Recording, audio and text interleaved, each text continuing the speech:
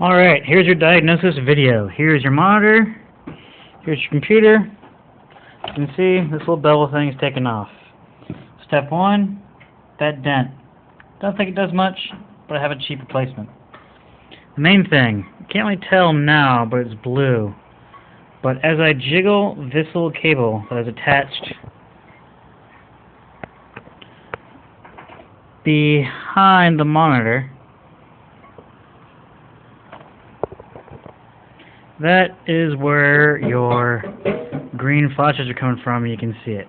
Basically, the hinge is right in here, and the cable runs under it, and since the hinge is broken right here, it probably causes this thing to go crazy and pinch on it.